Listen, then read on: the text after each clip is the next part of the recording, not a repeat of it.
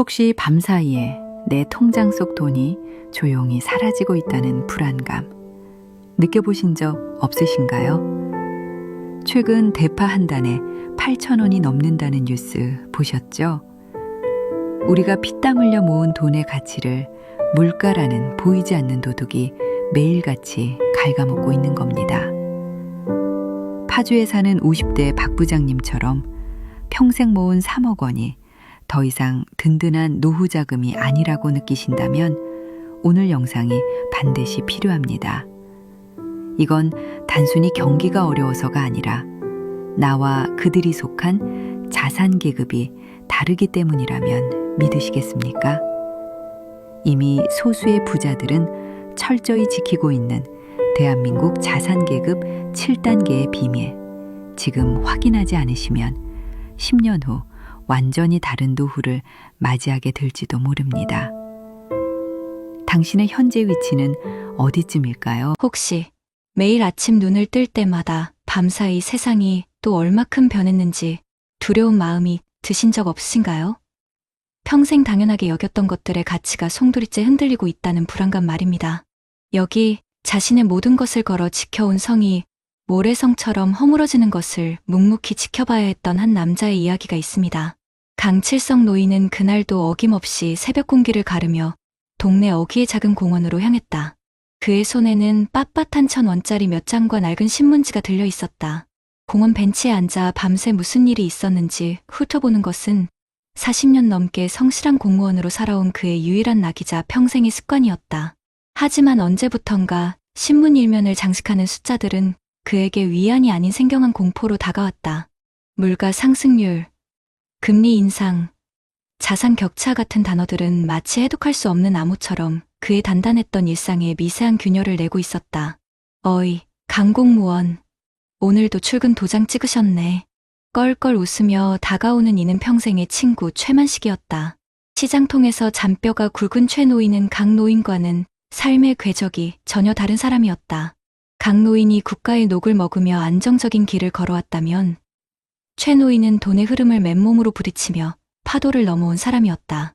최 사장, 자네야말로 대단하네. 그놈의 장사는 지겹지도 않나.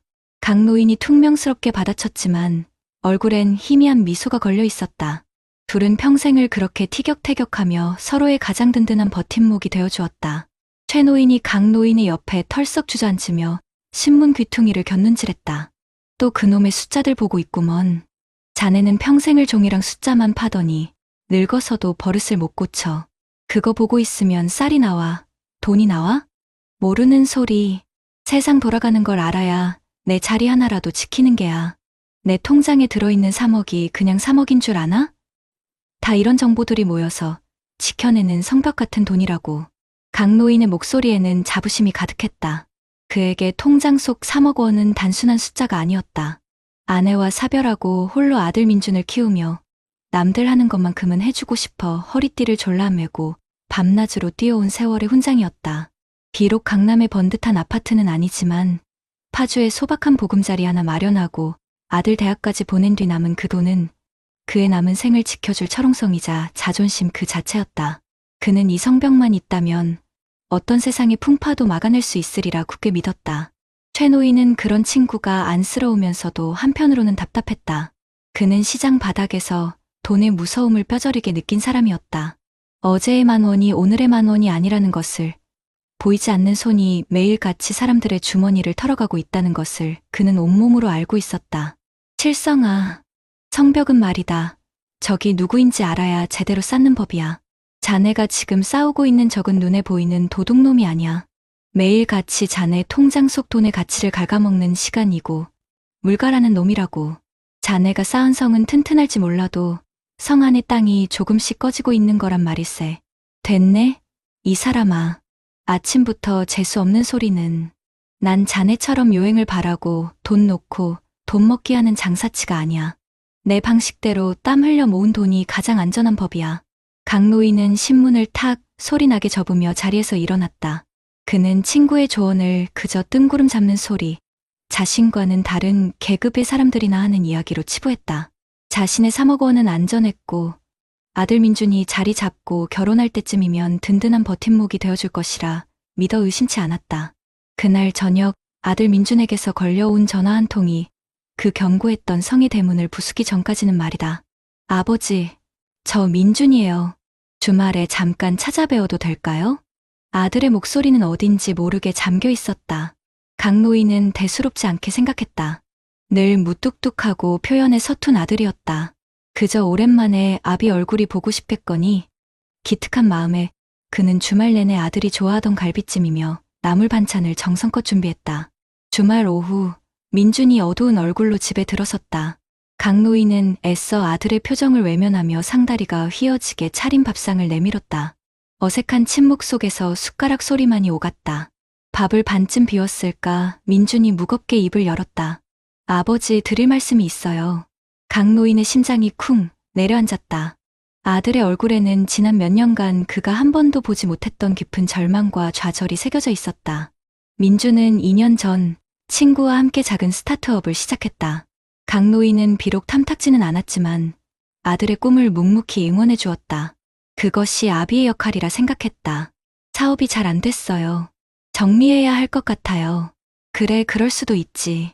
젊어서 하는 고생은 사서도 한다잖냐. 너무 기죽지 마라. 다시 시작하면 돼. 강노인은 애써 태어난 척 아들의 어깨를 두드렸다. 하지만 민준의 다음 말은 그의 무너지는 가슴에 비수를 꽂았다.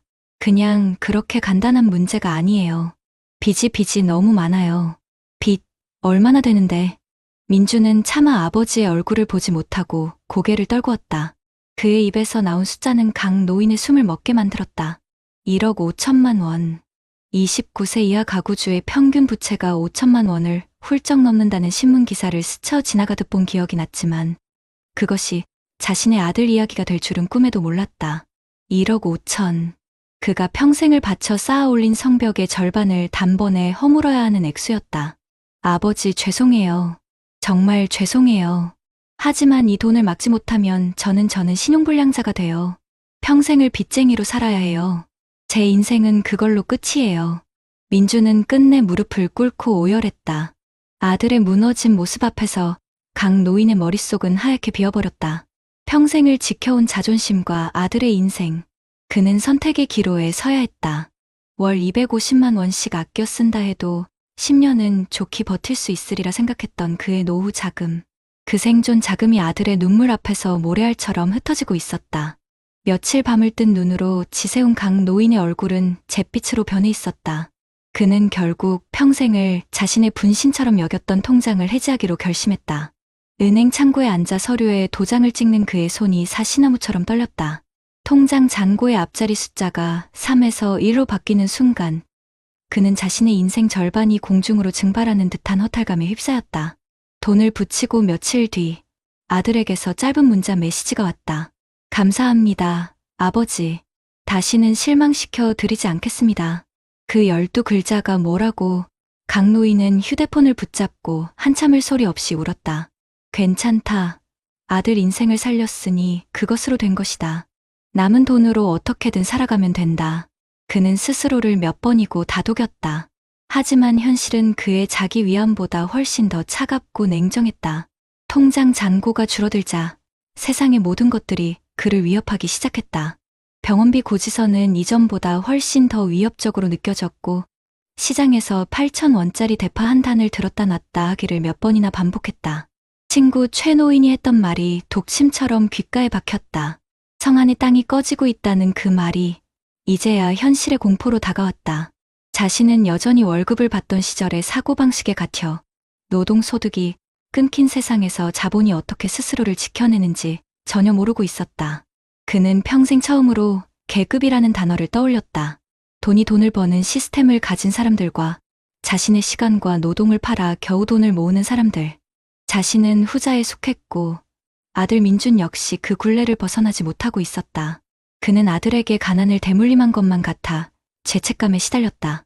자신이 조금만 더 일찍 세상의 변화를 깨달았더라면 7천만 원만 있어도 연 7% 수익률로 굴리면 월 41만 원의 추가 소득이 생긴다는 사실을 알았더라면 자신의 노후와 아들의 미래가 이렇게까지 위태로워지지는 않았을 텐데 늦가을에 스산한 바람이 부는 공원 벤치에 강 노인이 홀로 멍하니 앉아 있었다. 그의 곁으로 최 노인이 다가와 말없이 따뜻한 캔커피 하나를 건넸다. 아들 문제는 잘 해결됐나? 강 노인은 고개를 끄덕였다. 최 노인은 더 이상 묻지 않았다. 친구의 헬쑥해진 얼굴에 모든 답이 쓰여 있었다. 한참의 침묵이 흐른 뒤 강 노인이 죄인처럼 작은 목소리로 입을 열었다. 만식아, 내가 틀렸던 것 같다. 나는 내 성이 세상에서 가장 튼튼한 줄 알았어. 그런데 그 성은 포탄 한 방에 무너지는 게 아니더군. 성벽 밑에서부터 야금야금 파고드는 흰개미떼에 무너지는 거였어. 나는 그 흰개미떼가 뭔지도 모르고 평생을 살았던 게야. 그의 목소리가 심하게 떨리고 있었다. 평생 누구 앞에서도 약한 모습을 보이지 않던 친구의 처절한 고백에 최 노인의 마음도 무겁게 가라앉았다. 칠성아, 자네 잘못이 아니야. 우린 그렇게 배우고 살았어. 성실하게 일하고 아껴서 저축하면 된다고. 세상이 우리보다 더 빨리 변해버린 거지. 하지만 말이다, 아직 끝난 게 아니야. 무너진 성터 위에도 다시 집을 지을 수 있는 법이라고. 최 노인의 말에 강 노인이 힘없이 고개를 저었다. 이제 와서 뭘 할 수 있겠나. 내 나이가 몇인데. 그때 최 노인이 강 노인의 어깨를 단단히 붙잡고 그의 눈을 똑바로 쳐다보며 말했다. 그의 목소리는 시장 바닥의 그 어떤 소리보다도 크고 단호했다. 칠성아, 지금 자네에게 남은 그 돈이 그냥 돈으로 보이냐? 그건 숫자가 아니야. 내가 평생 흘린 땀이고 아들을 살려낸 아버지의 사랑이고 내 남은 인생을 다시 일으켜 세울 마지막 기회다. 그게 최선이었냐고 나중에 땅을 치고 후회할 텐가? 최 노인의 마지막 한마디는 강 노인의 심장을 그대로 관통했다. 그게 최선입니까? 아들에게 1억 5천만 원을 내어준 것이 최선이었을까? 아니다. 그것은 어쩔 수 없는 선택이었을 뿐 최선은 아니었다. 진짜 최선은 아들에게 돈을 주는 것에서 끝나는 것이 아니라 남은 돈으로 자신의 노후를 지키고 더 이상 아들에게 짐이 되지 않는 것. 그리고 아들에게도 이 지긋지긋한 돈의 굴레에서 벗어나는 법을 알려주는 것이어야 했다. 그날 이후 강 노인은 달라졌다. 그는 최 노인의 도움을 받아 생전 처음으로 분산 투자라는 것을 공부하기 시작했다. 주식이니 펀드니 하는 것들은 사기꾼들이나 하는 짓이라 여겼던 그가 경제 뉴스를 보고 작은 돈으로나마 투자를 시작했다. 물론 처음에는 두렵고 불안했다. 하지만 그는 더 이상 물러설 곳이 없었다. 자신의 남은 인생과 언젠가 다시 일어설 아들을 위해 그는 이 보이지 않는 적과 싸워야만 했다. 어느 봄날 강 노인의 휴대폰이 울렸다. 민준이었다. 아버지, 저예요. 조그만 가게 하나 얻었어요. 아버지 덕분이에요. 아들의 목소리는 예전처럼 밝고 힘찼다. 강 노인은 전화기를 붙들고 아무 말도 하지 못했다. 그저 창밖으로 보이는 파릇파릇한 새싹들을 바라볼 뿐이었다.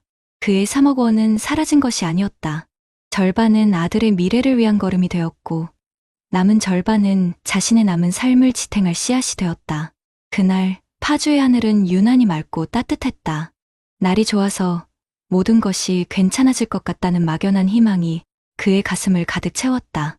강 노인은 비로소 깨달았다. 진짜 자산이란 통장 속 숫자가 아니라 어떤 위기 속에서도 다시 일어설 수 있는 용기와 사랑하는 사람을 지키려는 마음이라는 것을. 그리고 그 마음을 지키기 위해서라도 우리는 돈에 대해 더 치열하게 배우고 알아야 한다는 것을 말이다. 여러분 어떠시나요?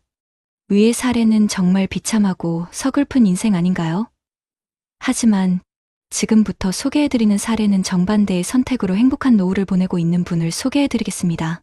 혹시 매일 아침 떠오르는 해를 보며 오늘은 또 어떤 기분 좋은 일이 기다리고 있을까 설레는 마음으로 하루를 시작해 보신 적 있으신가요? 어제보다 오늘이, 오늘보다 내일이 더 단단하고 평온할 것이라는 믿음. 여기 거센 세상의 파도 앞에서 자신만의 방주를 미리 준비하여 자신은 물론 사랑하는 가족까지 안전하게 지켜낸 한 현명한 남자의 이야기가 있습니다. 김진우 씨의 아침은 북한산 둘레길의 흙냄새와 함께 시작된다. 대기업에서 30년간 쉼 없이 달려온 그는 정년퇴직 후 매일 아침 1시간씩 산을 오르며 하루를 연다. 그의 손에는 구겨진 신문지 대신 등산용 스틱과 작은 보온병이 들려있다. 정상 부근의 약수터에 앉아 따뜻한 차를 마시며 멀리 펼쳐진 서울 시내를 내려다보는 것은 치열했던 지난 세월을 보상받는 그만의 평화로운 의식이다. 기준금리 동결, 주가 변동성, 부동산 시장 침체 같은 뉴스 속 단어들은 더 이상 그에게 해독 불가능한 암호가 아니었다.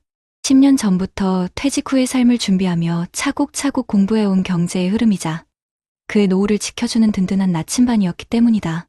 김 부장. 아니, 이제 김 선생이라고 불러야 하나? 여전히 신선노름이구먼. 숨을 헐떡이며 올라온 이는 입사 동기이자 오랜 친구인 박상태 씨였다. 박 씨는 퇴직 후 유일한 낙이 부동산 채널 시청인 사람이었다. 김진우 씨가 퇴직금과 모아둔 돈을 계란은 한 바구니에 담지 않는다는 원칙 아래 연금, 배당주, 채권 등으로 나누어 관리하는 것을 못마땅하게 여기는 친구이기도 했다. 박 사장, 자네야말로 아직도 그놈의 아파트 소리에 귀가 솔깃한가. 세상이 어떤 세상인데. 김진우 씨가 웃으며 받아치자 박 씨는 그의 옆에 털썩 주저앉으며 퉁명스럽게 말했다. 그래도 남는 건 땅이랑 집뿐이야. 자네처럼 그 위험한 주식이니 펀드니 하는 건 난 못 믿어. 내 퇴직금 2억은 장롱 밑에 넣어두는 한이 있어도 은행 예금에서 단 한 푼도 안 뺄 걸세. 상태야. 지금 같은 세상에 은행에 돈을 넣어두는 게 가장 위험한 투자라는 건 아직도 모르겠나? 돈의 가치가 매일 밤 우리가 자는 사이에도 휴지 조각이 되어가고 있다고. 내가 가진 1억 8천만 원이 그냥 통장에 잠자고 있었다면 지금쯤 1억 5천만 원의 가치도 안 됐을 걸세. 김진우 씨의 목소리에는 확신이 있었다. 그에게 분산된 포트폴리오는 단순한 돈 불리기가 아니었다. 아내와 함께 세계 일주를 하고 손주들에게 용돈 한번 시원하게 줘보고 싶은 소박한 꿈을 지켜줄 생명줄이었다. 무엇보다 혹시 모를 자식들의 위기 앞에서 돈이 없어서라는 무력한 말 대신 아빠가 도와줄게라는 든든한 말을 해줄 수 있는 최후의 보루였다. 그는 이 견고하게 짜인 시스템만 있다면 남은 인생의 어떤 풍파도 지혜롭게 헤쳐나갈 수 있으리라 믿었다. 박상태 씨는 그런 친구가 대단하면서도 한편으로는 위태로워 보였다. 그는 평생 한 방을 노리며 부동산 투자에만 매달려왔다. 돈이란 움켜쥐고 있어야 하는 것이지 세상에 풀어놓는 순간 남의 것이 된다고 굳게 믿었다. 진우야, 성벽은 말이다. 높고 두껍게 쌓아야 하는 법이야. 자네처럼 여기저기 문을 많이 만들어 놓으면 어느 문으로 도둑이 들지 어찌 아나? 나는 딱 하나.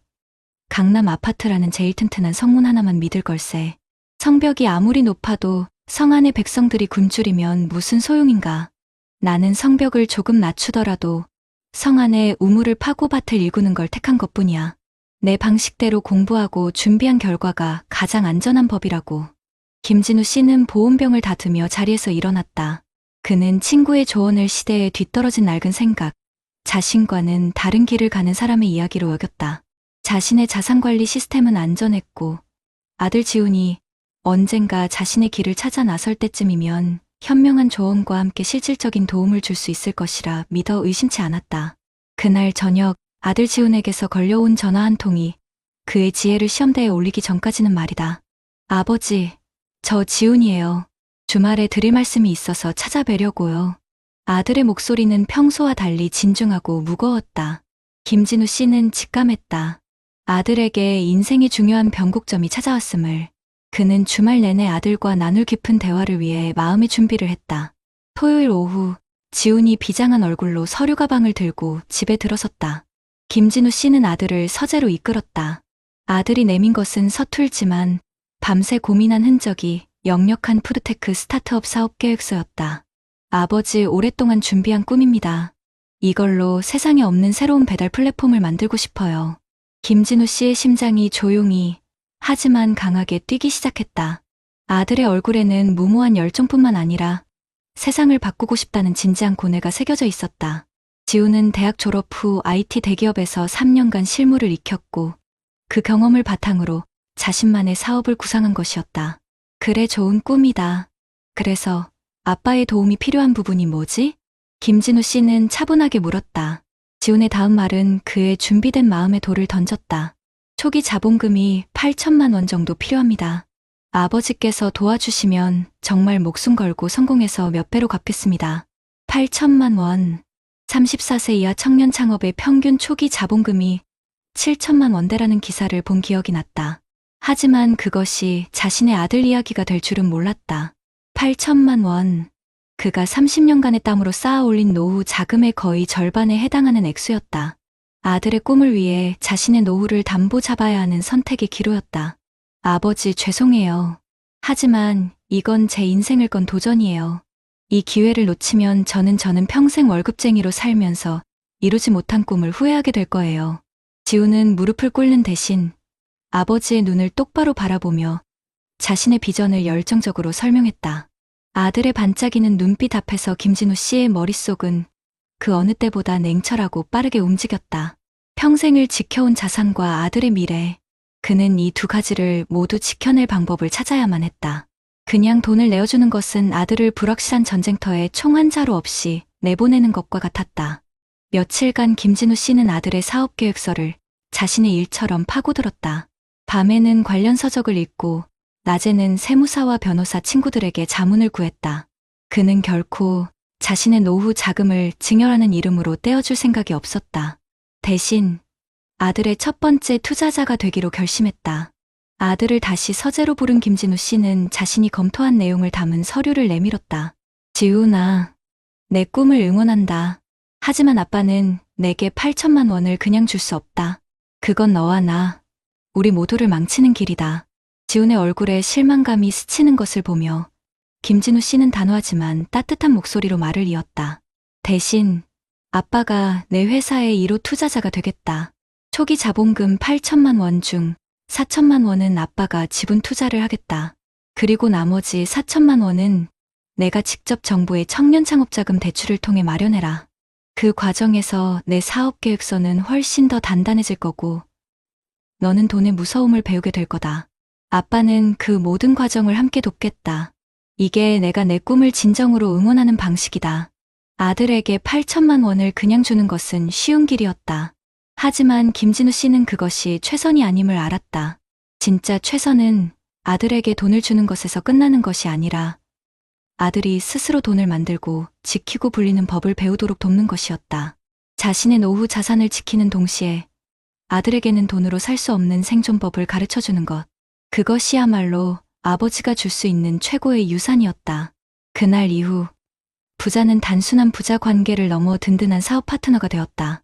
김진우 씨는 자신의 경험과 인맥을 총동원해 아들의 사업을 도왔고 지우는 아버지라는 든든한 멘토 덕분에 수많은 시행착오를 줄일 수 있었다. 그의 노후 자금 1억 8천만 원에서 나간 4천만 원은 사라진 돈이 아니라 아들의 미래와 자신의 노후 모두에 투자된 가장 가치 있는 성장주가 되었다. 1년 뒤 어느 봄날 김진우 씨 부부는 아들이 만든 앱으로 주문한 샐러드를 먹으며 흐뭇하게 웃고 있었다. 아들의 회사는 비록 작지만 매달 꾸준히 성장하며 업계에서 주목받는 스타트업이 되어 있었다. 여보, 우리 지훈이 다 컸지? 이제 아빠보다 나은 사업가가 될 거야. 아내의 말에 김진우 씨는 아무 말 없이 고개를 끄덕였다.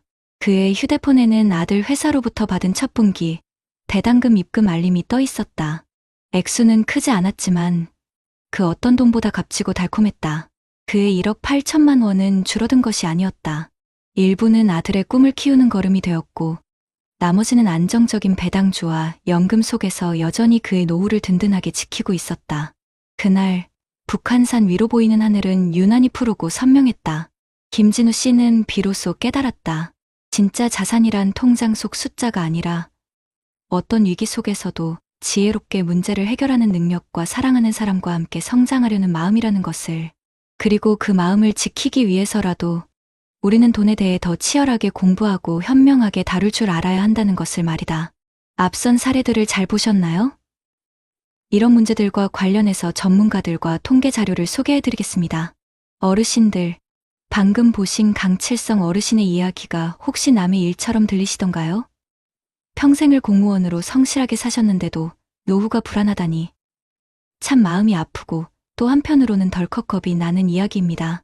하지만 안타깝게도 이게 바로 오늘날 많은 우리 시니어 세대가 마주한 현실입니다. 실제로 작년에 나온 나라 통계만 봐도요. 노인 가구의 거의 절반이 은퇴 후에 최소한의 생활비를 감당할 돈이 부족하다고 합니다. 그리고 지금 가진 돈만으로 예전처럼 쓸 수 있는 가구는 열에 서너 밖에 안 된다고 하니 정말 심각한 상황이 아닐 수 없죠. 가장 큰 문제가 뭐냐면 우리 어르신들 자산의 대부분이 부동산, 그러니까 살고 계신 집 한 채에 몽땅 묶여 있다는 겁니다. 평생 허리띠 졸라매서 마련한 집 한 채가 전 재산인 경우가 태반인데 당장 쓸 수 있는 현금이 없으니 이게 참 답답한 노릇인 거죠. 은행에 넣어둔 예금이나 적금은 물가가 오르는 속도를 도저히 따라가지 못하고요. 은행 이자가 푼돈이라고 하는 게 괜한 말이 아닙니다. 가만히 앉아서 내 돈의 가치가 매일매일 줄어들고 있는 셈이니까요. 더 큰 문제는 우리가 이런 경제 흐름에 너무 어둡다는 겁니다. 전문가들은 이걸 금융문맹이라고 부르더군요. 우리나라 65세 이상 어르신들의 금융이해 점수가 다른 선진국들에 비해 많이 낮다고 해요. 평생을 성실하게 일만 하셨지 돈을 굴리고 불리는 법에 대해서는 제대로 배워본 적이 없기 때문입니다. 강칠성 어르신처럼 시간과 물가가 내 돈을 갉아먹는다는 사실조차 제대로 인지하지 못하는 경우가 많다는 뜻입니다. 그러다 보니 복잡한 금융상품은 어렵게만 느껴지고 안타깝게도 나쁜 마음을 먹은 사람들의 표적이 되기 쉬운 겁니다. 실제로 금융사기 피해자의 절반 이상이 우리 어르신들이라는 통계도 있습니다. 그런데 여기에 기름을 붓는 게 바로 자식 문제입니다. 부모 마음이라는 게 다 그렇지 않습니까? 내 자식이 힘들다는데 어떻게 모른 척하겠어요. 요즘 젊은이들 빚 없는 사람이 드물잖아요. 20대 아들 평균 빚이 5천만 원이 넘고 우리나라 전체 가구 평균 빚이 거의 1억 원에 육박한다고 합니다. 강노인 아들처럼 빚이 1억 5천만 원인 경우가 결코 남의 이야기가 아니라는 거죠. 한 연구소에서 조사를 해보니까 우리 50대, 60대 부모님 10명 중 7, 8명은 자식한테 평균 6천만 원에 가까운 목돈을 지원해줬고 같이 사는 자식에게는 매달 70만 원이 넘는 생활비까지 대주고 있다고 합니다. 바로 이게 우리 세대가 갑자기 가난해지는 가장 큰 이유 중 하나로 꼽히고 있습니다. 자식을 구하려다 내 노후가 통째로 무너져 내리는 정말 비극적인 상황이 벌어지고 있는 겁니다. 하지만 반대로 김진우 씨의 사례는 우리에게 아주 중요한 지혜를 줍니다. 김진우 씨는 노후를 위태로운 모래성이 아니라 어떤 비바람에도 끄떡없는 지혜로운 방주로 만들었죠. 비결은 간단합니다. 계란은 한 바구니에 담지 않는다는 오랜 격언을 충실히 따른 겁니다. 은퇴 전부터 연금, 배당주, 채권처럼 자산을 여러 곳에 똑똑하게 나눠두었죠. 요즘에는 투자자의 나이에 맞춰서 젊을 때는 좀 더 적극적으로 자산을 불리다가 은퇴 시점이 가까워지면 저절로 안정적인 배당형 자산으로 비중을 옮겨주는 그런 똑똑한 상품들도 많이 나와 있습니다. 김진우 씨가 자식 문제를 해결한 방식은 정말 무릎을 탁 치게 만듭니다. 아들의 사업에 무작정 돈을 대준 게 아니라 전략적인 투자자가 되어주었죠. 아들에게는 정부 지원 대출을 활용해서 돈의 무서움을 알게 하고 본인은 지분 투자를 통해 아들의 성공이 곧 나의 성공이 되도록 만들었습니다. 이건 단순히 돈을 쥐어준 게 아니라 아들이 스스로 돈을 만들고 불리는 법을 배우도록 길을 열어준 겁니다. 자식에게 물려줄 수 있는 최고의 유산은 바로 이런 금융 교육이 아닐까요? 결국 두 분의 차이는 통장에 찍힌 숫자가 아니었습니다. 변화하는 세상을 이해하고 내 돈을 스스로 지키고 불릴 줄 아는 능력, 그리고 자식과의 관계에서도 현명한 원칙을 세우는 지혜에 있었습니다. 이제 우리 시니어 세대도 돈 공부를 시작해야 합니다. 집 한 채만 믿고 있을 게 아니라 내 자산을 여러 곳으로 나누는 지혜가 필요하고 자식을 지원하더라도 무조건적인 희생이 아니라 함께 성장하는 동반자가 되는 길을 찾아야 합니다. 우리의 노후를 위태로운 모래성이 아니라 튼튼한 방주로 만드는 열쇠는 바로 우리 자신에게 있습니다. 끊임없이 배우고 전문가의 조언에 귀를 기울이는 지혜가 필요한 때입니다. 그렇다면 납선 사례들을 해결할 수 있는 방법은 무엇이 있을까요? 현재 대한민국 정부는 우리 청년들이 꿈을 펼치고 성공적으로 창업할 수 있도록 정말 다양한 지원 사업과 혜택들을 제공하고 있습니다. 이런 지원들은 청년들이 창업하면서 겪는 가장 큰 어려움, 바로 돈 문제나 어디서부터 시작해야 할지 모르는 정보 부족, 경험 부족 같은 현실적인 문제들을 해결하는 데 중점을 두고 있어요. 크게 보면 사업화 자금 지원, 교육과 멘토링, 그리고 창업 공간 지원까지 여러 분야에서 도움을 주고 있습니다. 먼저 가장 중요한 사업화 자금 지원부터 이야기해볼까요? 생애 최초로 기술 창업에 도전하는 만 29세 이하 청년 예비 창업자들을 위한 창업 중심 대학 청년 예비 창업자 프로그램이 있습니다. 여기서는 시제품을 만들거나 특허를 내고 사업 모델을 개선하는 데 필요한 자금을 평균 4,700만 원, 최대 1억 원까지 지원해줍니다. 정말 든든하죠? 또 청년 창업사관학교는 우수한 창업 아이템과 혁신적인 기술을 가진 청년 창업가들에게 최대 1억 원의 사업화 자금을 지원하고 있어요. 사업자 등록을 아직 하지 않은 예비 창업자분들도 걱정 마세요. 예비 창업 패키지를 통해 시제품 제작 등을 목적으로 최대 1억 원까지 지원받을 수 있습니다.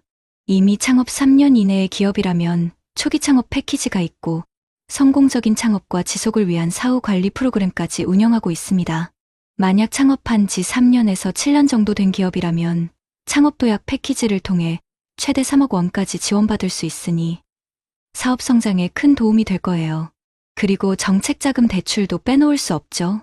만 39세 이하 청년을 대상으로 하는 청년 전용 창업자금, 대출은 업력 3년 미만의 중소기업이나 창업 준비 중인 분들이 신청할 수 있어요.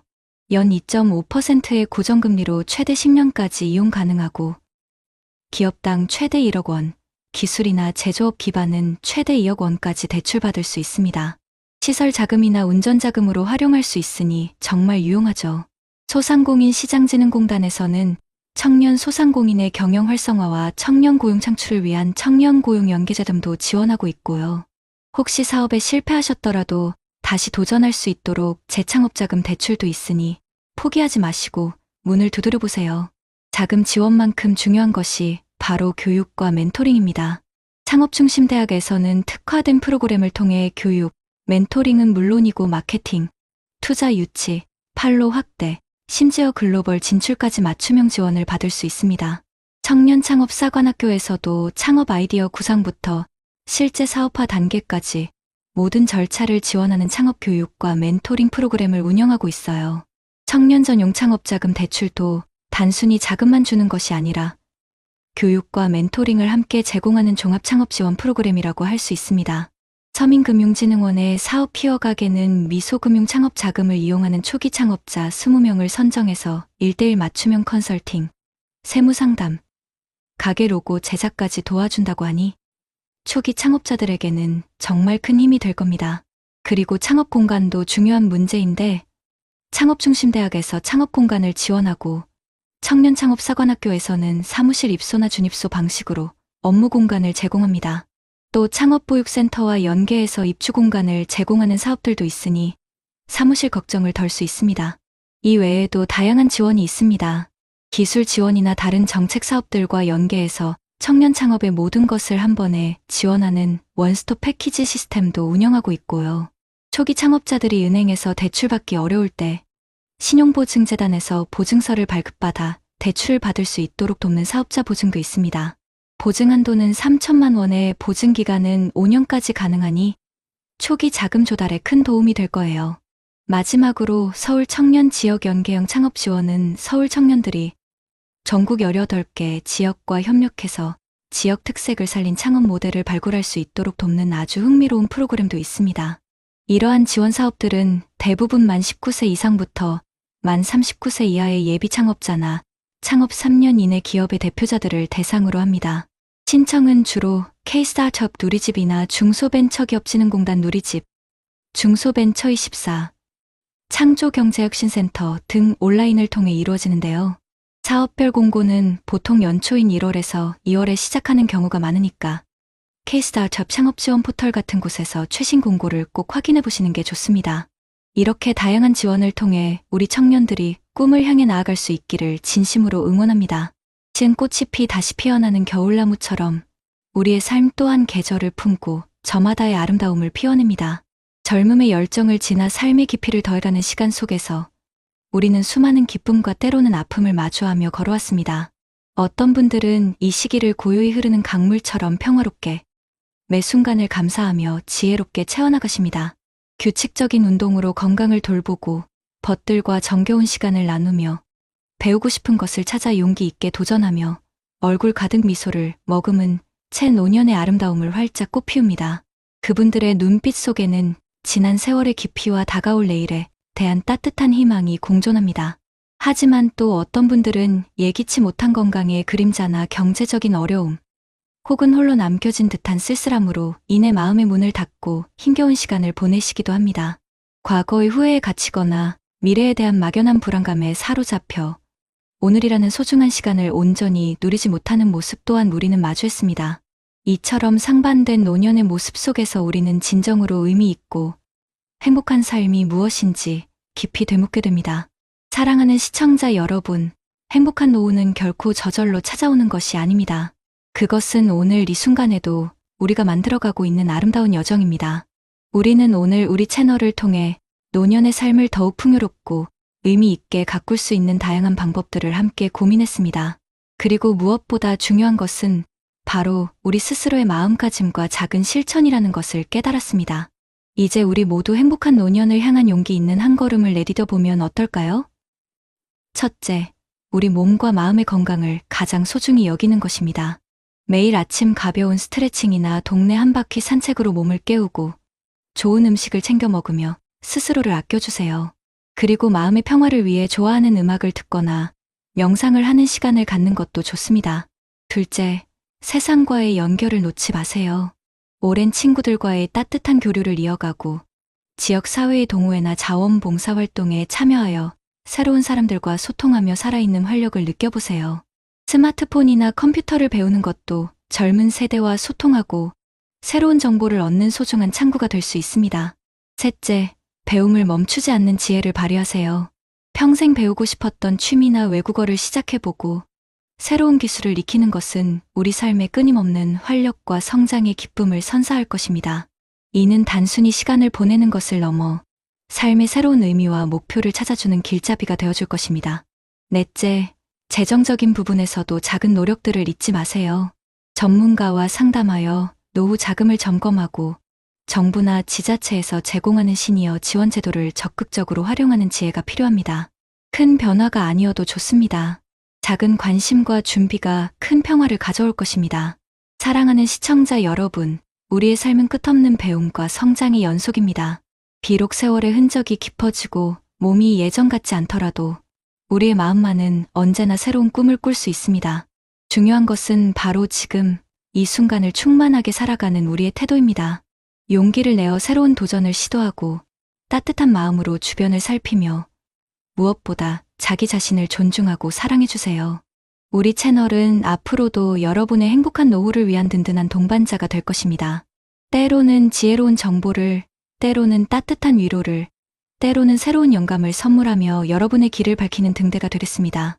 혼자가 아니라 우리 모두가 함께 걸어가는 길임을 잊지 마세요. 우리 각자의 삶은 그 자체로 눈부시게 아름다운 이야기이며 이 길의 끝에서 우리는 찬란한 미소로 서로를 마주할 수 있기를 진심으로 바랍니다. 여러분의 삶이 언제나 사랑과 행복으로 가득하기를 응원합니다. 감사합니다. 평생 건설 현장에서 땀 흘려 부장 자리까지 올랐던 제가 대출 갚으려고 편의점 진열대를 정리하다가 우연히 만난 후배에게 "여기서 뭐 하세요?" 라는 말을 듣는 순간 제 인생이 완전히 무너져 내렸습니다. 여러분, 요즘 뉴스를 보며 이런 생각 해보신 적 없으신가요? 혹시 내 집값도 반토막 나는 건 아닐까? 불과 2년 전 부산 해운대의 바닷가 아파트가 12억에서 6억으로 떨어졌다는 소식이 전해졌습니다. 평생 모은 퇴직금과 대출을 합쳐 집을 장만했던 60대 부부는 하루아침에 벼랑 끝에 내몰렸죠. 여러분, 은퇴 후의 삶이 이렇게 흔들린다면 어떠시겠습니까? 내 노후 자금이 안전할 거라 믿었던 순간 무너져 내리는 그 두려움, 남의 일 같지 않으시죠? 지금 이 영상을 끝까지 보셔야 합니다. 놓치신다면 같은 실수를 반복할 수도 있습니다. 본격적인 영상 시작 전에 구독과 좋아요는 영상 제작에 정말로 큰 힘이 됩니다. 제 이름은 박정우, 올해 64살입니다. 건설회사에서 35년 동안 생산팀 부장으로 일했습니다. 매일같이 현장에서 먼지와 소음 속에 살았지만 퇴직을 앞두고는 그 모든 고생이 헛되지 않았다고 생각했습니다. 퇴직할 때 받은 퇴직금은 약 1억 5천만 원. 그 돈은 제 손때 묻은 낡은 작업복처럼 무겁고도 값진 것이었습니다. 오래도록 벗어던지지 못했던 그 작업복을 창고 구석에 걸어두면서 드디어 인생 2막이 시작되는구나 하는 안도감이 들었습니다. 퇴직 후 처음 며칠은 아내와 함께 늦잠도 자고 손주가 오면 놀아주며 평범한 일상을 즐겼습니다. 하지만 시간이 길어질수록 마음 한켠이 허전했습니다. 아파트 베란다에 서서 보이는 건 삭막한 도심 풍경뿐 수십 년 동안 철골 구조물과 콘크리트만 보며 살아온 제 눈에는 어느새 바다가 그리워졌습니다. 젊을 때 현장 공사차 지방을 오가며 본 속초의 푸른 바다는 늘 제 가슴에 남아 있었습니다. 바닷바람에 땀을 식히며 언젠가는 저곳에서 살고 싶다고 다짐했는데 그 다짐이 퇴직 후 현실이 될 수 있을 거라는 기대가 생겼습니다. 아내에게 조심스레 이야기를 꺼냈습니다. 여보, 이제 우리도 좀 여유롭게 살아보면 어떨까? 매일 바다 보면서 아침을 시작하는 거야. 아내는 처음엔 망설였습니다. 자식들도 서울에 있고 병원이며 편의시설도 도시에 다 있는데 괜히 낯선 곳으로 가서 불편만 겪을까 걱정했지요. 하지만 제 평생의 소원을 모른 척하기엔 미안했는지 결국은 한번 보러 가자고 마음을 열었습니다. 2021년 여름, 아내와 함께 속초로 향했습니다. 단순한 여행이 아닌 앞으로의 노후를 걸 집을 찾는 여정이었죠. 해변을 따라 늘어선 아파트 단지들이 눈에 들어왔습니다. 새로 지은 고층 아파트가 바다를 등지고 서 있는 모습은 장관이었습니다. 부동산 중개 사무실에 들어서니 사장은 환하게 웃으며 요즘 서울에서 온 은퇴자 부부들이 많이 찾는다며 반겼습니다. 그가 보여준 매물 중 하나는 바다가 한눈에 내려다 보이는 오션뷰 아파트였습니다. 베란다 창을 열자 탁 트인 바다와 파도 소리가 밀려와 제 가슴은 한순간에 뛰기 시작했습니다. 가격은 10억 원. 서울에 비하면 싼 편이라 했지만 제 퇴직금과 적금, 그리고 모아둔 돈을 모두 합쳐도 5억 원이 고작이었습니다. 나머지 절반은 대출을 받아야 했습니다. 아내는 걱정스러운 표정으로 저를 바라봤습니다. 당신 괜찮겠어? 우리 나이도 있는데 저는 씩 웃으며 대답했습니다. 여보, 내가 평생 일하며 벌어온 결실이야. 연금도 있으니 이자 정도는 감당할 수 있어. 이 기회 놓치면 평생 후회할 거야. 그렇게 우리는 서울의 아파트를 정리하고 속초 오션뷰 아파트를 계약했습니다. 낡은 작업복 대신 새 집 열쇠를 손에 쥔 순간 모든 고생이 보상받는 기분이었습니다. 아내와 함께 창문을 열고 바다를 바라보며 이제야 진짜 노후가 시작되는구나 하고 믿었습니다. 이사한 첫날, 속초의 바닷바람은 우리 부부를 따뜻하게 맞이해 주었습니다. 서울의 답답한 매연 대신 코끝을 스치는 짭조름한 바람과 갈매기 소리가 귓가에 맴돌자 아내의 표정에도 미소가 번졌습니다. 베란다에 서서 바다를 바라보며 커피를 마시는 그 순간 저는 스스로에게 말했습니다. 정우야, 너 이제 성공한 거다. 평생의 소원이 드디어 이뤄졌다. 그 말은 낡은 작업복을 벗어두고 새 인생을 시작하는 선언 같았습니다. 처음 몇 달은 모든 것이 꿈만 같았습니다. 아내와 함께 저녁이면 해변을 걸었고 아침에는 바다 위로 떠오르는 해를 바라보며 하루를 시작했습니다. 친구들과 친척들이 놀러 올 때마다 정우야, 내가 정말 부럽다. 이런 곳에서 사는 게 진짜 인생 아니냐라고 말했습니다. 그럴 때마다 제 가슴은 벅차올랐습니다. 아이들도 주말마다 내려와 신선한 회를 먹고 바닷가에서 손주들과 모래성을 쌓으며 즐거워했습니다. 저는 속으로 다짐했습니다. 그래, 이게 바로 내가 원하던 삶이다. 우리 가족의 노후는 이제 안전하다. 하지만 행복은 오래가지 않았습니다. 2022년 가을, 텔레비전 뉴스에 한국은행 기준금리 인상 자막이 떴을 때만 해도 대수롭지 않게 여겼습니다. 조금 오르겠지. 금리라는 게 늘 오르락내리락 하는 거니까. 그렇게 넘겼습니다. 하지만 몇 달 사이에 이자가 계속 오르더니 매달 내야 할 대출 상환액이 눈에 띄게 늘어났습니다. 처음에는 월 80만 원이던 원리금 상환액이 어느새 100만 원을 넘어섰습니다. 연금과 아내의 생활비를 감안해 계산해 보니 생각보다 빠듯해졌습니다. 아내는 어느 날 장을 보고 돌아와 장바구니를 주방에 내려놓으며 말했습니다. 정우 씨, 이거 이대로 괜찮을까?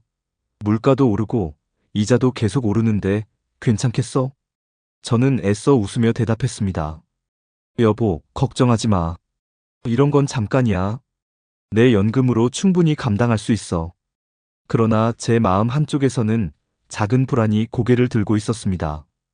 계산기를 두드리며 남은 대출 잔액을 보고 있자니 마치 창고 구석에 걸어둔 낡은 작업복처럼 무거운 현실이 다시 어깨를 짓누르는 기분이었습니다. 그 불안은 현실이 되기 시작했습니다. 같은 아파트 단지에서 거래되던 집값이 점점 내려간다는 소식이 들려왔습니다. 처음에는 9억 5천, 그러다 8억 7천. 어느 날 부동산 사장님이 전화를 걸어왔습니다. 박 부장님, 요즘 거래가 좀 뜸합니다. 금리도 계속 오르다 보니 매수자들이 주저하는 분위기예요. 저는 대수롭지 않게 대답했지만 전화를 끊은 뒤 손에 힘이 빠져 커피잔을 떨어뜨릴 뻔했습니다. 그 순간 모든 게 흔들리기 시작했습니다. 부동산 카페에도 이상한 글들이 올라오기 시작했습니다. 속초 아파트 거품 심하다. 이제 조정이 온다. 고점에 잡은 사람들 힘들어질 거다. 댓글을 보며 저는 스스로에게 말했습니다. 설마 내가 그 고점에 들어온 건 아니겠지? 하지만 아내는 제 마음을 간파한 듯 저녁 식탁에서 물었습니다. 정우 씨, 우리 집값도 떨어지고 있는 거 아니야? 아니야. 속초는 달라. 관광객도 많고 앞으로 고속도로도 확장된다잖아. 조금 떨어져도 다시 오를 거야. 저는 그렇게 말했지만 제 목소리에는 자신감이 담기지 않았습니다. 2023년 봄, 충격적인 소식이 들려왔습니다. 바로 옆동에 같은 평형 아파트가 6억에 거래됐다는 겁니다. 불과 2년 전 10억 주고 산 우리 집이 단숨에 절반 가까이 떨어진 겁니다. 저는 그날 밤 잠을 이루지 못했습니다. 천장에서 흔들리는 전등 불빛만 멍하니 바라보다가 결국 거실로 나와 창고 문을 열었습니다. 구석에 걸린 낡은 작업복이 눈에 들어왔습니다. 수십 년간 제 몸을 지켜주던 그 옷은 먼지가 뽀얗게 쌓여 있었습니다. 손끝으로 매달린 소매를 만지는 순간 저는 눈물이 핑 돌았습니다. 평생 이 옷을 입고 벌어온 돈이 한순간에 사라지고 있다는 현실이 너무도 참담했습니다. 아내도 점점 말수가 줄어들었습니다. 베란다에 나가 바다를 보던 그녀가 갑자기 중얼거렸습니다. 이렇게 아름다운 바다를 보면서도 마음이 편하지가 않네. 우리가 너무 큰 짐을 진 건 아닐까? 저는 대답을 하지 못했습니다. 그저 바다를 바라보며 씁쓸하게 담배 한 대를 피웠습니다. 더 큰 문제는 생활비였습니다. 금리 인상으로 대출이자 부담이 늘어나면서 우리는 자연스레 허리띠를 졸라매야 했습니다. 예전에는 장 보러 갈 때 가격을 크게 따지지 않았지만 이제는 할인 코너를 먼저 찾게 되었습니다. 외식은 사치가 되었고 손주가 오면 먹이던 아이스크림조차 망설여야 했습니다. 할아버지, 아이스크림 사주세요. 순진하게 웃는 손주 얼굴 앞에서 지갑을 열며 제 손끝은 떨렸습니다. 겨우 1,000원짜리 몇 장을 내밀며 웃어 보였지만 속으로는 가슴이 무너져 내렸습니다. 설상가상으로 건강에도 이상이 생겼습니다. 퇴직 후엔 여유로운 삶을 꿈꿨지만 오히려 스트레스가 쌓이면서 혈압이 높아졌습니다. 병원에 가니 의사가 말했습니다. 박 선생님, 약을 꾸준히 드셔야 합니다. 스트레스가 심하면 더 악화될 수 있어요. 그 말을 들으니 더 서글펐습니다. 평생 현장에서 위험을 무릅쓰고 버텼는데 정작 은퇴 후엔 집 때문에 건강이 무너지는구나 싶었습니다. 2023년 여름, 집값은 또 떨어졌습니다. 부동산 사장님조차 전화를 걸어와 한숨을 쉬며 말했습니다. 솔직히 저도 이렇게까지 될 줄은 몰랐습니다. 요즘은 매수자가 거의 없습니다. 저는 수화기를 내려놓고 아무도 없는 거실에 앉아 있었습니다. 바다에서 불어오는 바람이 창문을 흔들었지만 그 소리는 더 이상 위로가 되지 않았습니다. 오히려 거센 파도가 집 안으로 밀려드는 듯한 두려움만 남았습니다. 아내와의 대화도 점점 줄어들었습니다. 정우 씨, 우리 자식들한테 솔직히 얘기해야 하는 거 아니야? 아니야. 괜히 걱정만 끼칠 필요 없어. 우리가 어떻게든 버티자. 하지만 제 목소리 역시 흔들렸습니다. 부모로서 체면이 무너지는 기분이었습니다. 자식들에게 우리가 잘못했다는 말을 차마 꺼낼 수가 없었습니다. 어느 날 장롱 속 통장을 꺼내보았습니다. 숫자들이 눈앞에 차갑게 박혔습니다. 매달 나가는 이자와 생활비를 빼고 나면 남는 게 거의 없었습니다. 저는 다시 창고 문을 열어 낡은 작업복을 꺼냈습니다. 손바닥에 묻은 먼지를 털어내며 속으로 중얼거렸습니다. 정우야, 결국 다시 일해야 하는구나. 2024년 초 집값은 결국 5억 원 선까지 내려앉았습니다.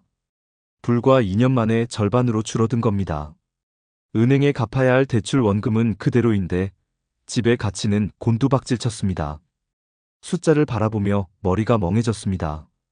내가 평생 땀 흘려 번 돈이 이렇게 사라질 수가 있나. 말은 나오지 않았지만 가슴속에 돌덩이를 삼킨 듯 숨이 막혔습니다. 아내는 더 이상 바다를 바라보지 않았습니다.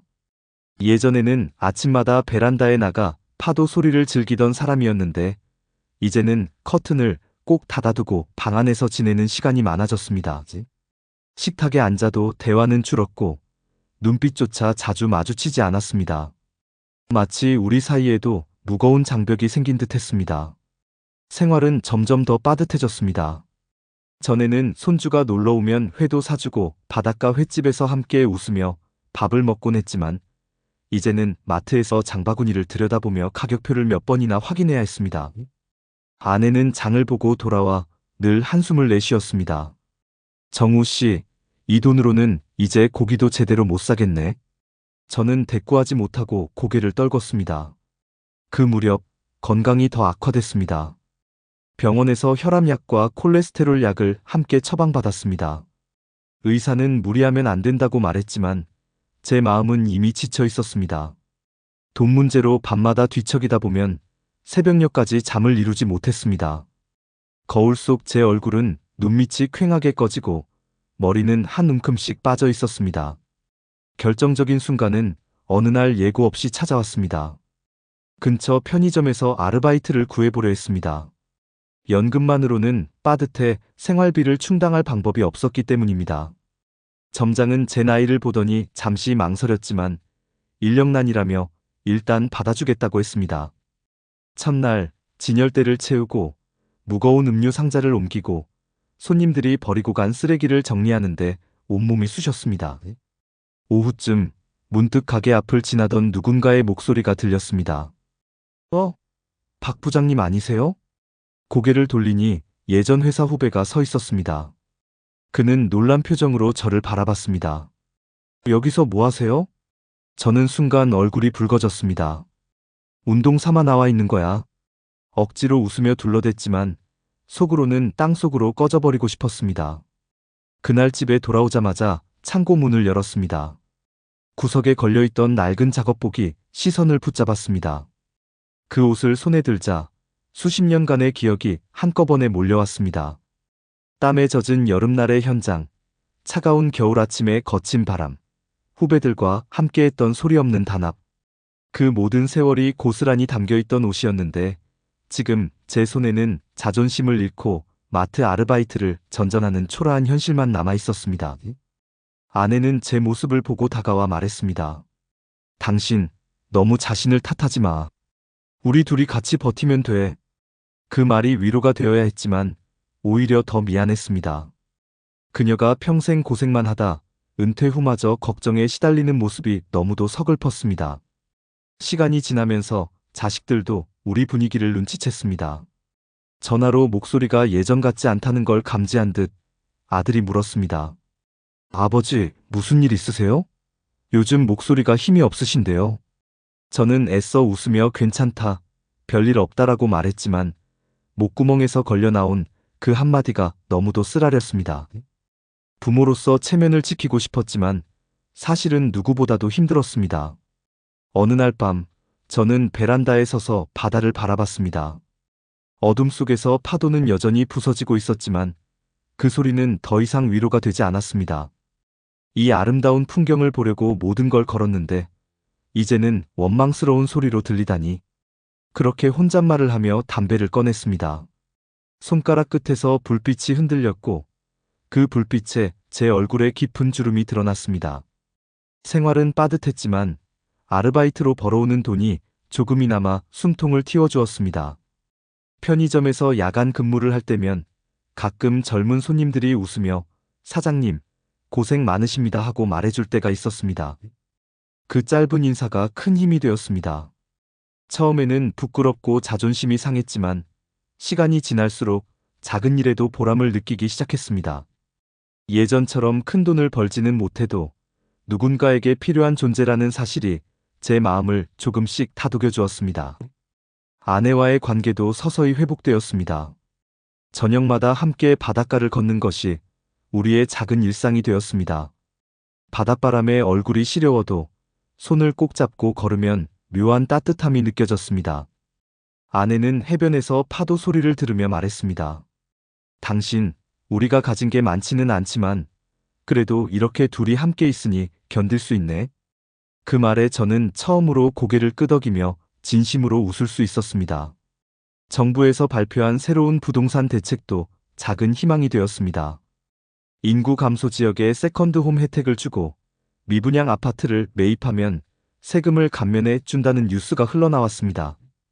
직접적으로 우리 상황을 바꿀 수는 없었지만 최소한 이 도시가 완전히 버려지지는 않겠구나라는 위안이 되었습니다. 부동산 카페에서도 속초에도 다시 수요가 조금씩 생기고 있다는 글이 올라오기 시작했습니다. 물론 예전만큼의 활기는 아니었지만 적막했던 공간에 작은 불빛이 켜진 듯한 기분이었습니다. 어느 날 아내와 함께 손주가 있는 서울집을 찾았습니다. 손주는 천진난만하게 제 무릎 위로 뛰어 올라와 말했습니다. 할아버지, 속초집에서 또 놀고 싶어요. 그 한마디가 제 가슴을 울렸습니다. 우리가 비록 빚과 고통 속에 살아가고 있지만 손주의 눈에는 여전히 바다와 집이 행복한 추억의 공간으로 남아 있었던 겁니다. 그 순간 깨달았습니다. 돈의 가치가 줄어든다고 해서 우리의 삶 자체가 무너진 건 아니라는 것을. 그날 밤 속초집에 돌아와 베란다에 섰습니다. 겨울 바다는 여전히 거칠게 파도를 몰아치고 있었지만 제 마음은 조금 달라져 있었습니다. 그래, 내가 가진 게 예전 같지 않아도 아직 아내가 곁에 있고 아이들이 찾아와 주고 손주가 웃어주잖아. 낡은 작업복을 떠올리며 생각했습니다. 해지고 낡았어도 여전히 옷으로서의 기능을 하듯 나도 아직은 살아갈 힘이 있다는 것을. 물론 후회는 여전히 깊었습니다. 10억을 주고 산 아파트가 이제 5억 남짓한 가치를 가진다는 사실은 지울 수 없는 상처였습니다. 하지만 그 상처를 안고서도 하루를 살아내야 했습니다. 저는 마음을 고쳐먹었습니다. 잃은 것을 세기보다 남은 것을 지켜야 한다. 이후 저는 마트에서의 아르바이트 외에도 작은 일들을 찾아 나섰습니다. 택배 상하차, 지역 행사 보조, 심지어 동네 아이들에게 수학을 가르치는 일까지 했습니다. 한 달에 몇십만 원 남짓 벌었지만 그것만으로도 생활은 조금 더 나아졌습니다. 무엇보다 중요한 건 일을 하면서 다시 삶의 의미를 느낄 수 있었다는 것이었습니다. 저녁이면 아내와 함께 바닷가에 앉아 말했습니다. 여보, 우리가 바다를 원망하던 때도 있었지. 하지만 이제는 고맙네. 여기 아니었으면 우리 둘이 이렇게 손잡고 하루하루를 견디지도 못했을 거야. 아내는 고개를 끄덕이며 제 어깨에 머리를 기댔습니다. 차가운 겨울 바람 속에서도 우리는 서로의 체온으로 버텨낼 수 있었습니다. 2025년 봄, 바닷바람은 여전히 집 안으로 불어옵니다. 하지만 이제 그 소리는 두려움보다는 차분한 위로처럼 들립니다. 지난 몇 년 동안 저는 제 삶이 무너지는 소리를 똑똑히 들었습니다. 10억을 주고 샀던 속초 오션뷰 아파트가 어느새 5억으로 반토막이 났고 평생 땀 흘려 얻은 퇴직금은 흔적조차 남지 않았습니다. 그러나 아이러니하게도 모든 것을 잃은 줄 알았던 그 순간부터 비로소 남아있는 것들의 소중함을 깨닫게 되었습니다. 아침마다 창고 문을 열 때마다 시선은 늘 그 구석에 걸려있는 낡은 작업복에 머뭅니다. 아직도 땀 자국이 남아있고 해진 팔꿈치 부분은 실밥이 너덜너덜합니다. 언젠가는 버려야 할 물건이지만 이상하게 저는 그 옷을 버릴 수가 없습니다. 그 옷을 보면 내가 그래도 평생 성실하게 살아왔다는 자부심이 떠오릅니다. 동시에 그 성실함이 잘못된 선택 앞에서는 얼마나 무력해질 수 있는지도 함께 일깨워줍니다. 생활은 여전히 넉넉하지 않습니다. 연금과 아르바이트로 근근히 살아가고 있고 가끔은 장바구니 무게를 덜어야 할 때도 있습니다. 하지만 이제는 작은 것에 감사할 줄 알게 되었습니다. 아내와 함께 끓여 먹는 된장찌개 한 그릇, 손주가 보내주는 영상통화 속 웃음소리, 그리고 바닷가 벤치에 앉아 함께 바라보는 저녁 노을이 얼마나 값진 것인지 예전에는 알지 못했습니다. 저는 종종 생각합니다. 만약 그때로 돌아간다면 과연 같은 선택을 했을까? 아마 그러지 않았을 겁니다. 좀 더 신중하게 욕심을 내려놓고 안정적인 길을 찾았을 것입니다. 하지만 인생은 되돌릴 수 없습니다. 그저 주어진 상황을 받아들이고 남은 길을 살아갈 수밖에 없습니다. 그래서 오늘도 저는 베란다에 서서 바다를 바라보며 스스로 다짐합니다. 정우야, 후회 속에 살지 말자. 아직 내 옆에는 아내가 있고 내 손주가 있고 너를 기억하는 사람들이 있다. 이 이야기를 듣고 계신 여러분, 혹시 마음이 무겁지 않으신가요? 나도 언젠가 저런 상황에 닥칠 수 있지 않을까? 하고 스스로에게 묻고 계시지 않나요? 저의 이야기는 특별한 실패담이 아닙니다. 지금 이 순간에도 수많은 50대, 60대, 70대 분들이 같은 불안과 싸우고 있습니다. 집값 하락, 대출 부담, 생활비 압박, 그리고 가족 앞에서의 자존심까지. 우리 세대 누구에게나 닥칠 수 있는 현실입니다. 하지만 분명한 것은 모든 것을 잃었다고 생각하는 순간에도 남아있는 것이 있다는 사실입니다. 저는 그것을 뒤늦게 깨달았습니다. 아내와 손주의 웃음, 친구의 따뜻한 안부 전화, 그리고 제가 아직 일을 할 수 있는 건강. 그것이야말로 숫자로는 환산할 수 없는 자산이었습니다. 저는 이제 매일 밤 바다를 원망하지 않습니다. 오히려 그 파도 소리에 제 마음을 맡깁니다.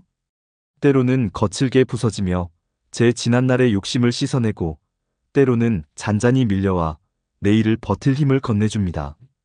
그렇게 저는 오늘도 살아갑니다. 완벽하지 않지만 충분히 의미 있는 하루를.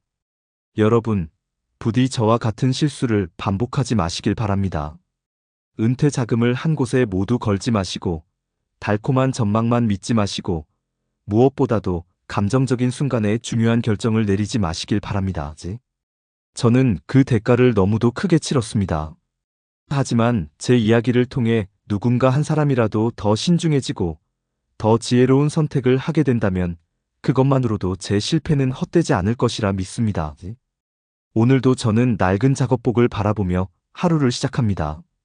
더 이상 그것을 입고 현장에 서지는 않지만 여전히 제 인생의 일부로 남아 저를 일깨워줍니다. 그리고 다짐합니다. 남은 길은 후회하지 않고 소중한 것들을 지키며 살아가자.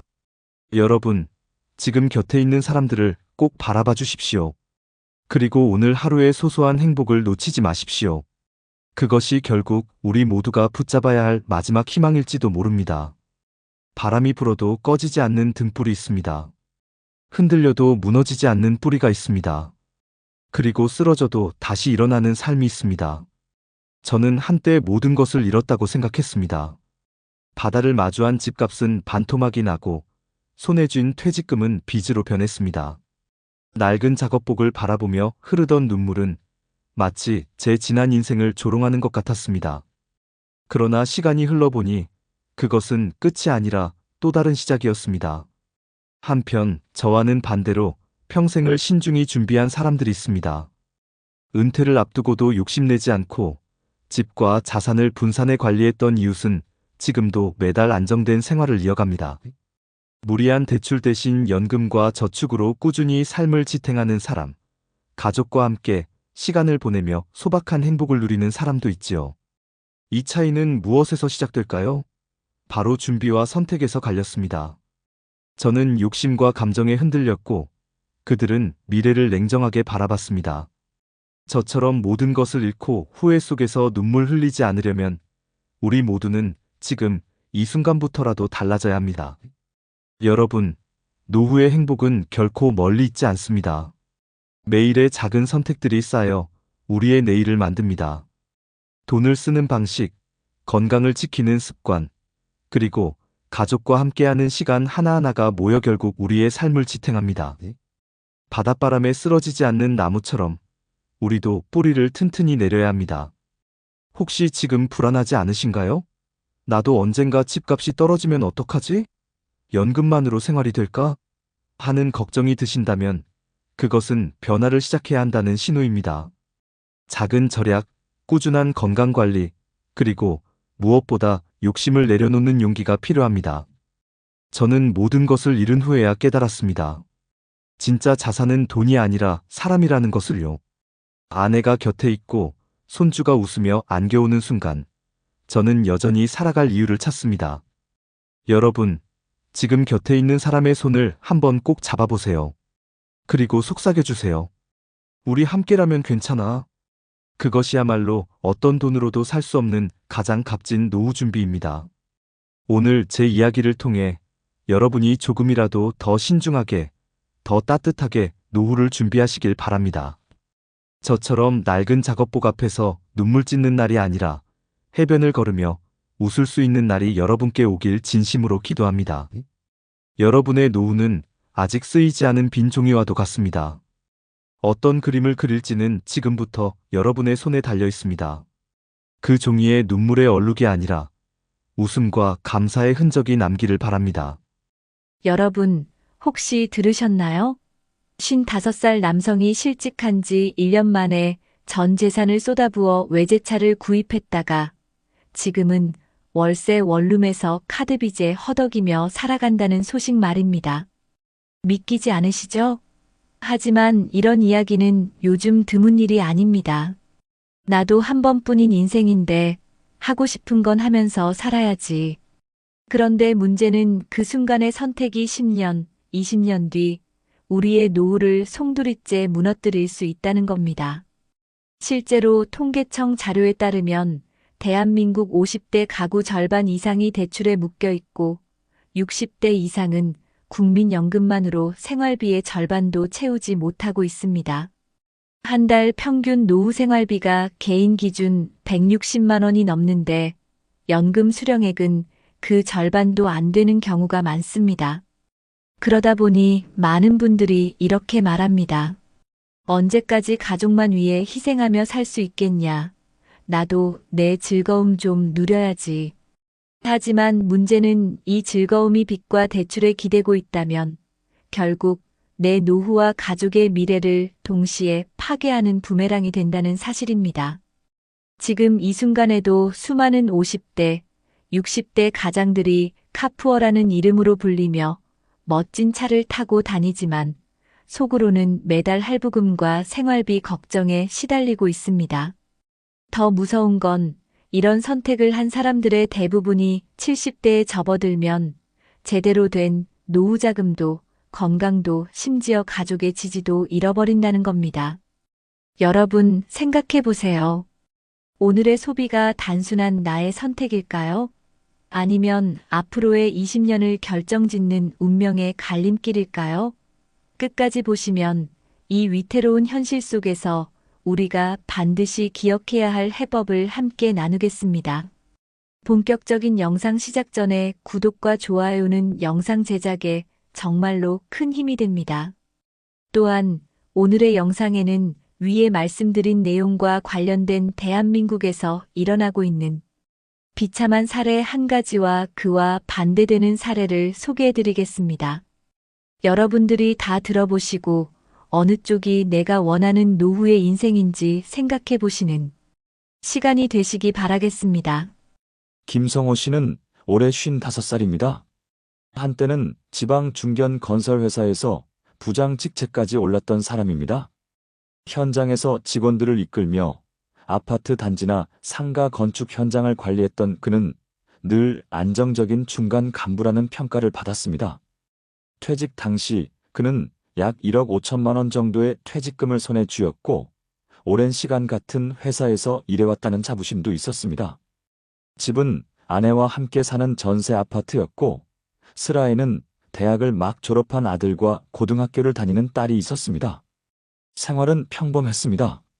특별히 사치를 부리지도 않았고 늘어난 대출을 감당할 만큼의 월급은 있었기에 하루하루가 힘들지는 않았습니다.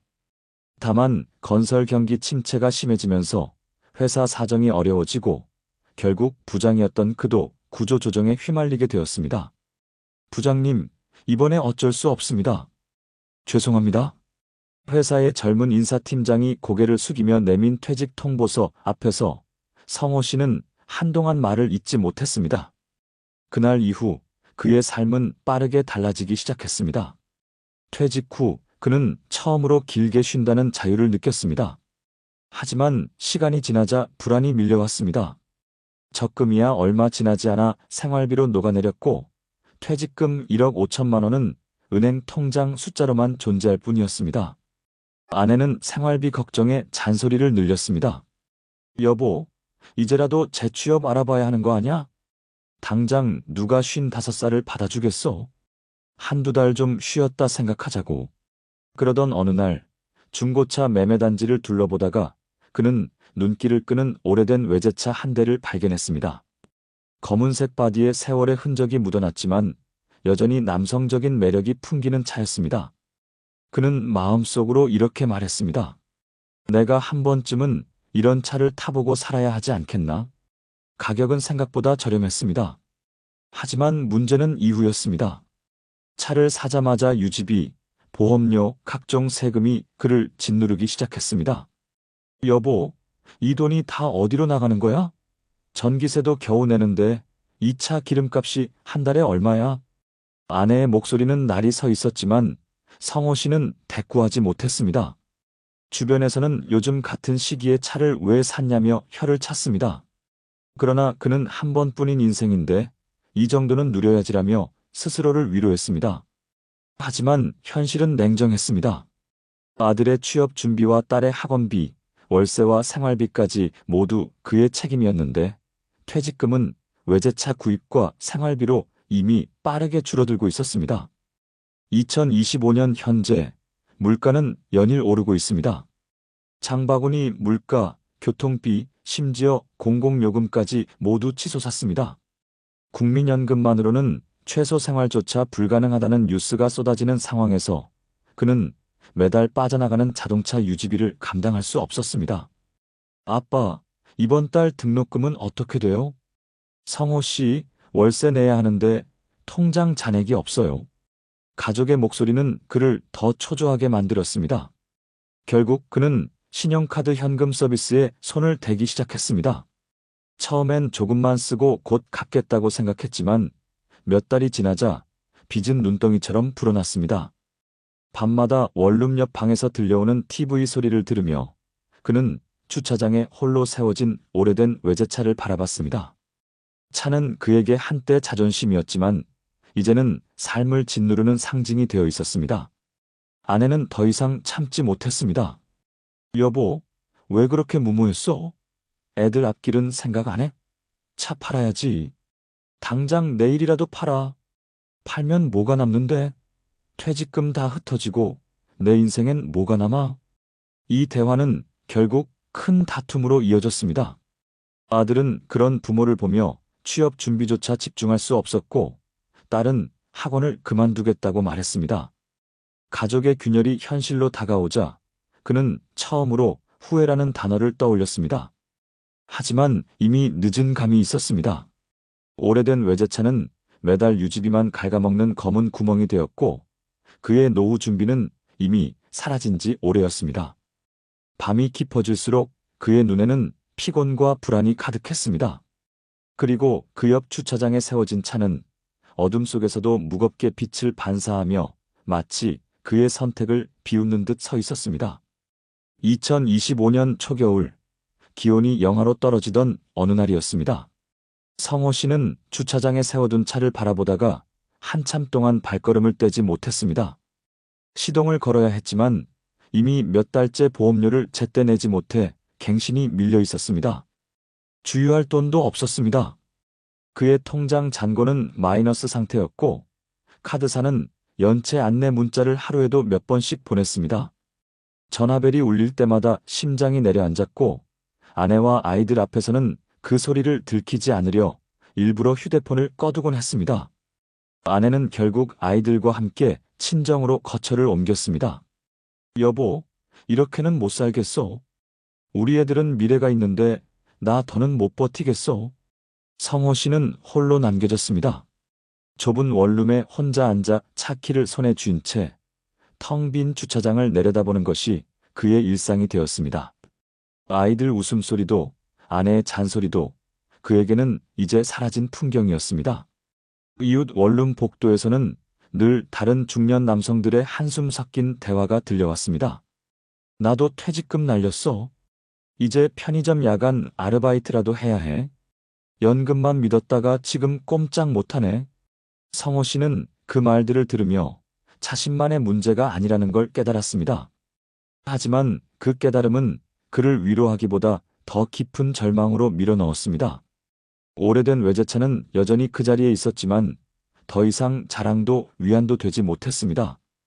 빚을 불러온 상징, 그리고 가족을 떠나게 만든 원인이었으니까요. 어느 날 저녁, 그는 우연히 오래된 사진 한 장을 꺼내보게 되었습니다. 건설회사에 다니던 시절 공사 현장에서 함께 찍은 직원들과의 사진이었습니다. 그때의 그는 웃고 있었고 안전모를 쓴 채 어깨를 펴고 있었습니다. 그땐 참 당당했는데 그는 중얼거렸습니다. 그날 밤 그는 오랜만에 아내에게 전화를 걸었습니다. 여보, 미안해. 내가 너무 큰 실수를 했어. 아이들 앞에서 창피한 아버지가 됐네. 전화기 너머로 긴 정적이 흘렀습니다. 한참 만에 아내는 짧게 말했습니다. 이제라도 제발 현실을 보자. 차부터 정리해. 그리고 생활부터 다시 세워야 해. 그 말은 차갑게 들렸지만 동시에 그에게는 마지막 남은 끈처럼 느껴졌습니다. 며칠 뒤 성호 씨는 결국 차를 매물로 내놓았습니다. 생각보다 헐값이었고 손에 쥔 돈은 얼마 되지 않았습니다. 그러나 차를 넘기고 돌아오는 길, 그는 묘한 가벼움을 느꼈습니다. 주차장 한켠에 덩그러니 서 있던 무거운 그림자가 사라진 듯 했습니다. 김성호 씨의 이야기는 결코 특별한 사례가 아닙니다. 지금 대한민국 곳곳에서 비슷한 일이 벌어지고 있습니다. 50대와 60대 가장들이 퇴직 후 무분별한 소비로 인해 빚을 떠안고 가족과 갈등을 겪으며 결국 노후 준비마저 놓쳐버리는 현실. 2025년 현재 통계청은 발표했습니다. 우리나라 50대 가구 절반 이상이 여전히 대출을 지고 있고 국민연금만으로는 월 생활비의 절반도 충당하기 어렵다. 실제 노후 생활에 필요한 비용은 부부 기준 월 270만 원에 달하지만 현실은 그보다 훨씬 부족합니다. 그러니 성호 씨의 이야기는 누군가의 비극적 드라마가 아닙니다. 지금 이 순간에도 우리 주변에서 혹은 우리의 삶 속에서 일어나고 있는 현실입니다. 여러분, 한 번뿐인 인생이라는 말에 흔들릴 때가 있죠. 하지만 순간의 즐거움이 평생을 짓누르는 짐이 될 수도 있습니다. 김성호 씨가 남긴 교훈은 단순합니다. 내가 하고 싶은 것보다 가족과 나의 노후가 먼저다. 우리 모두가 이 사실을 늦기 전에 깨닫는다면 더는 그의 선택처럼 후회와 눈물이 뒤따르지 않을 것입니다. 여러분 어떠시나요? 위의 사례는 정말 비참하고 서글픈 인생 아닌가요? 하지만 지금부터 소개해드리는 사례는 정반대의 선택으로 행복한 노후를 보내고 있는 분을 소개해드리겠습니다. 이종길 씨는 올해 63살입니다. 서울이 아닌 충청도의 한 소도시에서 오랜 기간 공무원으로 일하다가 정년을 맞이했습니다. 젊을 때부터 화려하지는 않았지만 안정된 직장을 기반으로 꾸준히 살아온 전형적인 평범한 아버지였습니다. 그의 집은 오래된 아파트였습니다. 남들이 보기에는 특별할 것 없는 삶이었지만 그는 늘 가계부를 쓰며 생활을 계획적으로 관리했습니다. 매달 월급의 일정 부분을 연금저축에 넣었고 지출은 가족 중심으로만 했습니다. 아내 김영숙 씨는 가끔 이런 말을 하곤 했습니다. 여보, 우리도 남들처럼 외제차 한 대 몰아보면 안 될까? 그거 잠깐 반짝하는 거야. 난 우리 노후가 더 중요하다고 생각해. 그때는 다소 답답하게 들리던 말이었지만 세월이 지나자 아내도 그의 철저한 계획에 안도감을 느끼게 되었습니다. 사람 사는 길이 늘 평탄할 수는 없었습니다.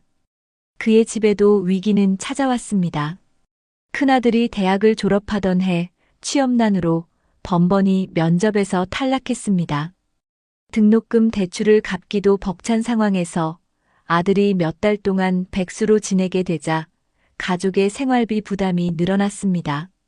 아버지, 미안해요. 나 때문에 생활 더 힘들어지시죠? 아니야, 누구나 힘든 시기가 있는 거야. 대신 이럴 때 더 차근차근 준비해야 한다. 또한 아내가 갑작스럽게 병원에 입원한 적도 있었습니다. 건강검진에서 심장 관련 질환이 발견되어 큰 수술을 받게 된 것입니다. 많은 이들이 이런 상황에서 가정 경제가 무너지곤 합니다. 하지만 종길 씨는 이미 실손보험과 건강보험을 착실히 들어두었기에 치료비의 대부분을 충당할 수 있었습니다. 여보, 당신이 예전부터 보험을 챙기자고 해서 귀찮아도 따라줬는데 결국 이렇게 도움이 되네. 그러니까 내가 늘 말했잖아. 미래는 누구도 장담 못하니까 준비해야 한다고. 그는 위기 속에서도 크게 흔들리지 않았습니다. 이유는 단순했습니다. 이미 수십 년간 그는 생활비와 저축, 보험, 연금까지 균형 있게 설계해왔기 때문입니다. 2025년 현재 물가가 오르고 전기가스 요금이 부담되는 상황에서도 그는 매달 나오는 공무원 연금 약 190만 원으로 기본적인 생활을 유지하고 있습니다.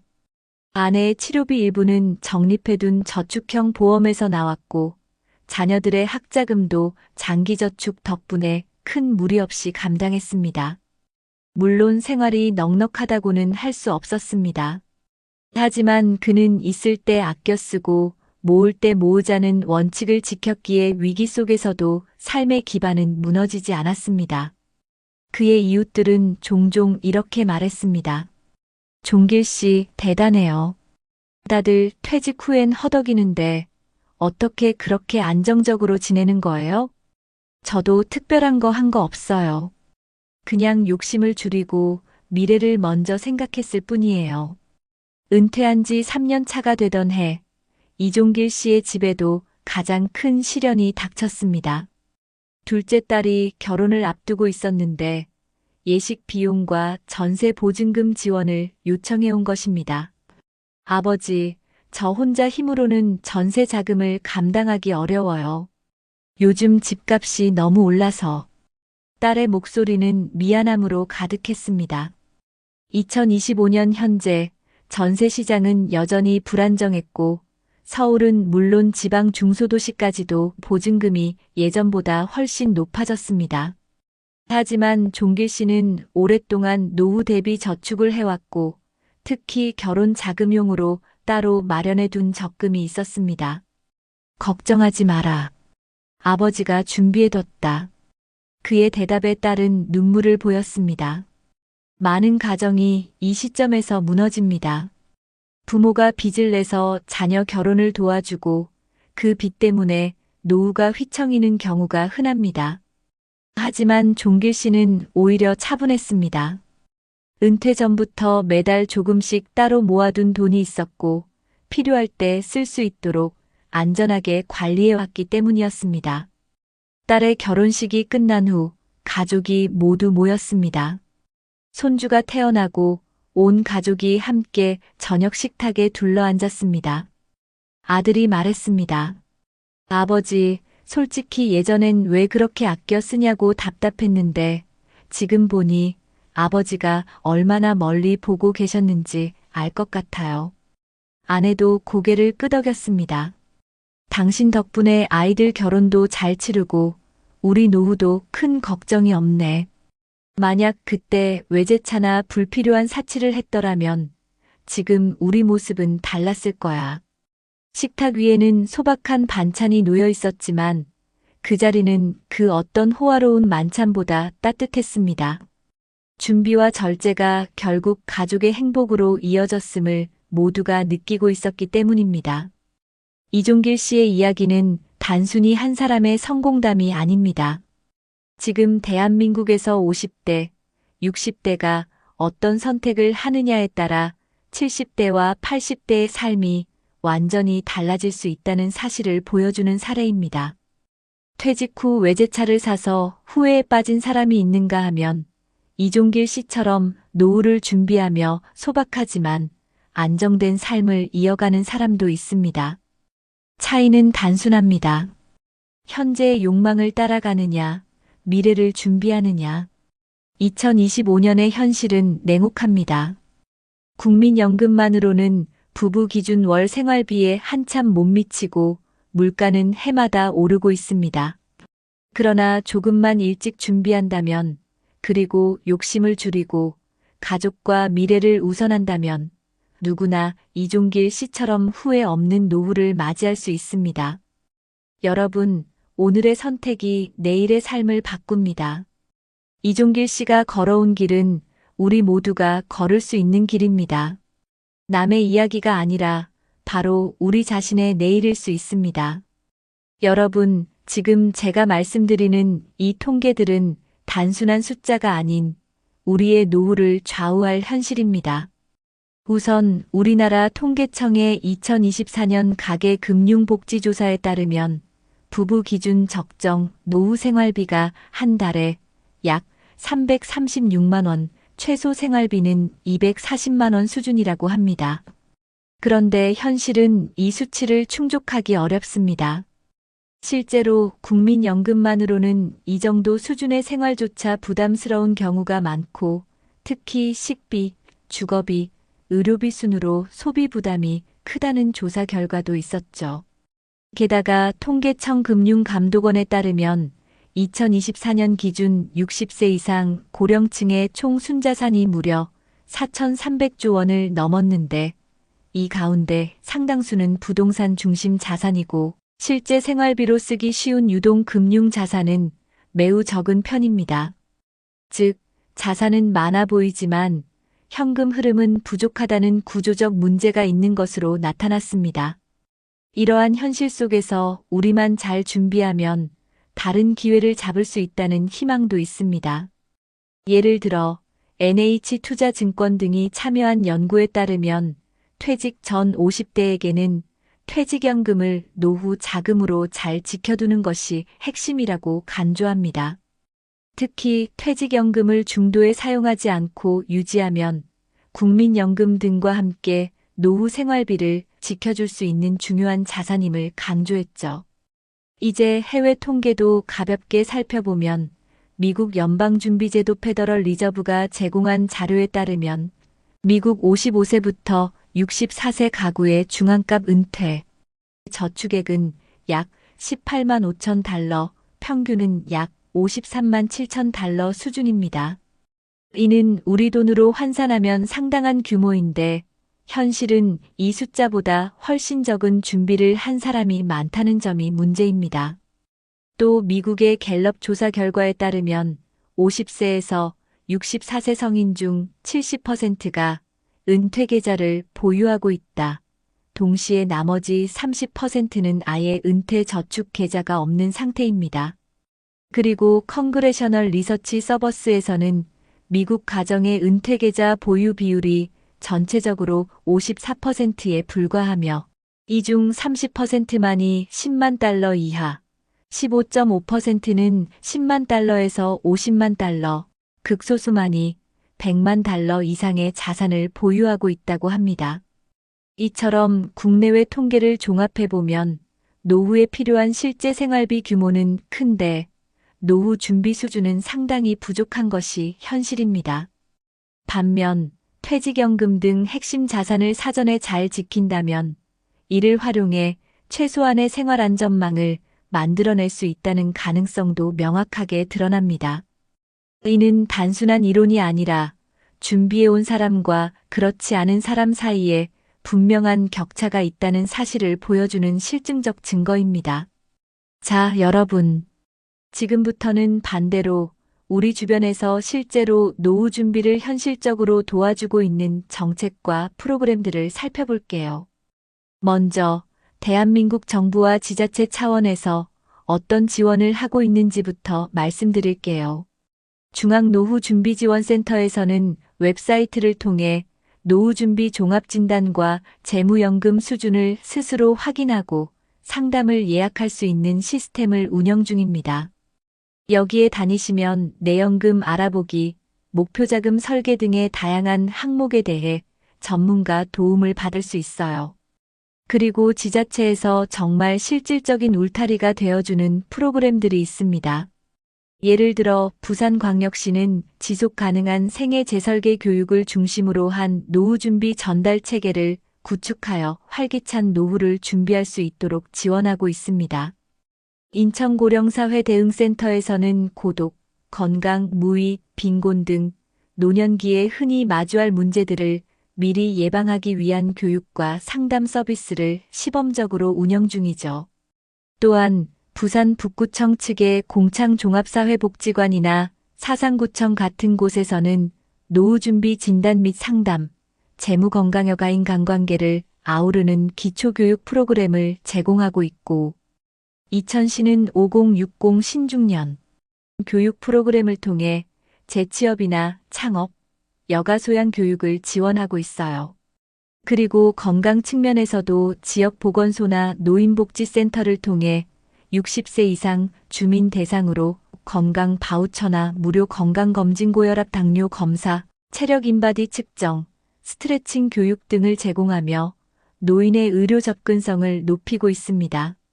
이처럼 우리나라에서는 중앙-지자체 간 연계를 통해 정밀한 진단, 재무 설계, 맞춤형 교육, 심리 지원 또는 사회적 관계망 강화, 건강 안전망 구축까지 이어지는 여러 정책을 실제로 돌아가고 있다는 점이 매우 중요합니다.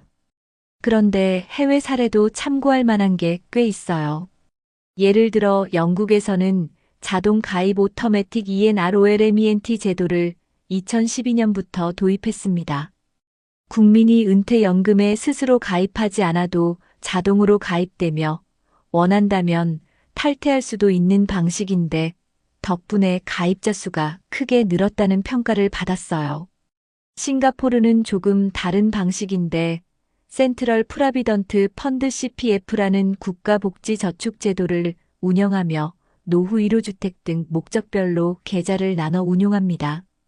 예를 들어 의료 지출을 위한 계좌, 노후를 위한 계좌 등으로 자동 저장되며 노후 소득의 기본 틀을 제공합니다.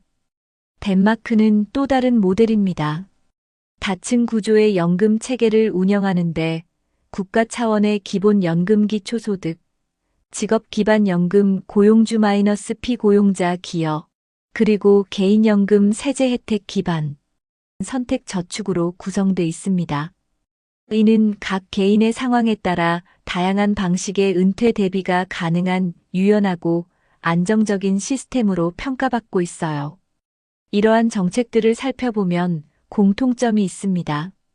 첫째, 준비가 반이다는 전제 아래 진단 설계 실행, 그리고 필요할 때 실제로 도움받을 수 있는 시스템이 갖춰져 있어요.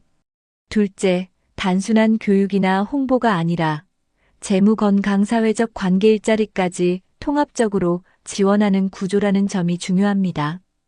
여러분, 이 모든 것이 현실입니다.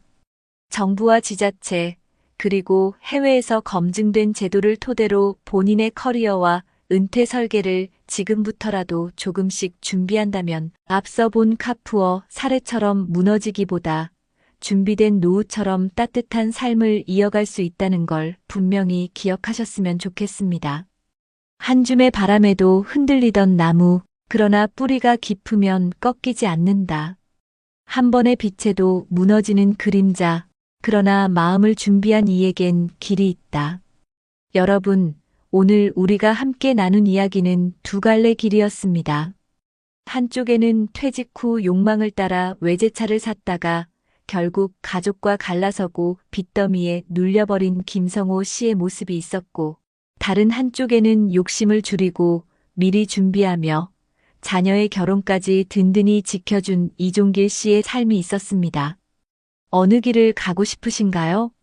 겉으로는 비슷해 보였던 두 사람의 인생이지만 결국 오늘의 선택이 내일을 가르고 그 차이가 남은 인생 전체를 뒤흔들었습니다.